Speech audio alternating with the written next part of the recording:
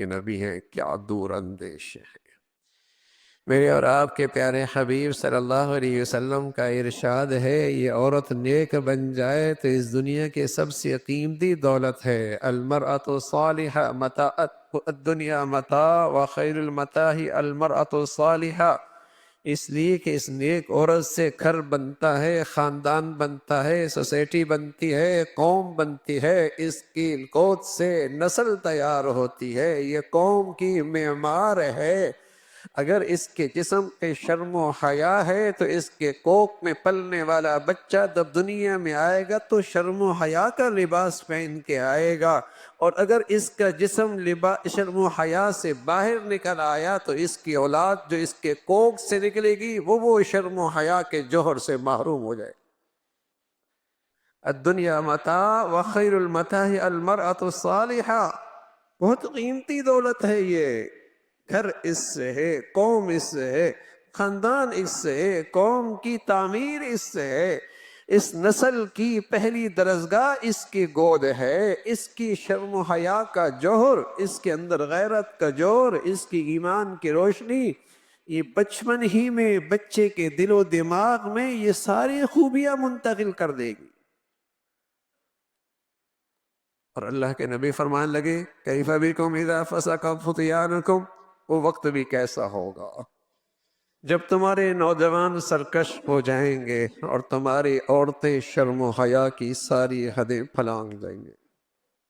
اللہ کے نبی ہے، آپ سے بڑھ کر کون فتنوں سے باخبر ہو سکتا ہے؟ فرمایا النساء حبائل الشیطان، جتنی شیطانی قوتیں ہیں، جتنی مسلمانوں کے دین اور ایمان کے دشمن طاقتیں ہیں، ان کا سب سے بڑا ہتھیار عورت کو خراب کر دینا۔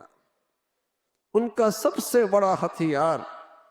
جتنی تعمیری کام ہے، تعلیم ہے، تجارت ہے، صنعت ہے، شادی بیاہ ہیں، کھیل ہے، جسمانی ورزش ہے، یہ سارے تعمیری کام بھی ہیں، لیکن باطل دشمنوں نے کیا کیا؟ ہر جگہ بے حیائی کی تخریب کاری اس میں ڈال، ہر جگہ بے حیائی کا زہر اس میں ڈال دیا، تاکہ کوئی بھی تعمیری شکل تعمیری نہ رہے، اس میں تخریب آ جائے، اس میں بربادی اور ہلاکت آ جائے۔